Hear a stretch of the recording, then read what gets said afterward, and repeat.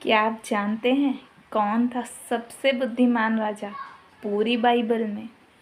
I hope आप जानते ही होंगे उसे, जिसने परमेश्वर ने जब उसे दर्शन दिया, जब उसने स्वप्न दिया, तब उसने ऐश्वर्य, दौलत नहीं मांगे। उसने मांगा, हे खुदा, जो लोग तूने मुझे दिए हैं उन लोगों का मैं अच्छे से न्याय कर सकूं, ऐसी बुद्धि दे तू मुझे। वो राजा था राजा सुलेमान। आज मैं आपको सुनाना चाहती हूँ राजा सुलेमान की कहानी, जो सबसे अधिक बुद्धिमान राजा था। इनफैक्ट उसके जितना बुद्धिमान और कोई नहीं था।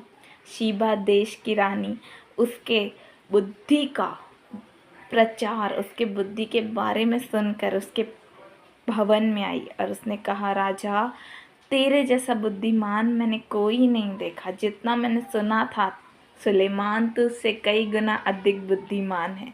तो क्या आप भी बनना चाहते हैं राजा सुलेमान की तरह बुद्धिमान? तो हमारी बाइबल बताती है, जो कोई परमेश्वर से बुद्धि मांगे वो उसे उद्धारता से देगा और बिना उल्हाना किए देगा। वो परमेश्वर है हमारा, जिसने राजा सुलेमान को इतनी बुद्धि दी। उसकी बुद्धि के चर्चे बहुत थे। मैं एक एग्जाम्पल बताना चाहती हूँ जो बाइबल में भी लिखा है।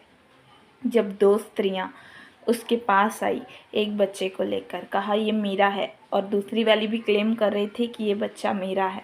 तो सुलेमान ने कहा, जाओ तलवार लेकर आओ और इस बच्चे को हम आधे आधे में बांट देते हैं, आधा इस स्त्री को दे देते हैं, आधा उसको। देन जो उसकी रियल मदर थी उसने कहा, चलेगा, बच्चा सेकेंड वाली को दे दो जो उसकी रियल मदर नहीं थी, एटलीस्ट मेरा बच्चा ज़िंदा तो रहेगा। तब राजा सुलेमान ने कहा, यही है उसकी असली माँ, जिसने कहा कि एटलीस्ट मेरा बच्चा ज़िंदा रहेगा। ऐसा था राजा सुलेमान। तो आज परमेश्वर आपसे बात करना चाहता है और वो कहता है, उससे बुद्धि मांगो, उससे ऐसी बुद्धि मांगो जैसी उसने राजा सुलेमान को दी थी। आज तक उसका नाम है, आज तक उसके बुद्धि के चर्चे हैं। परमेश्वर आपको भी ऐसी बुद्धि से ब्लेस कर चुका है। यीशु मसीह के नाम से मांगते हैं, आमीन। God bless you all.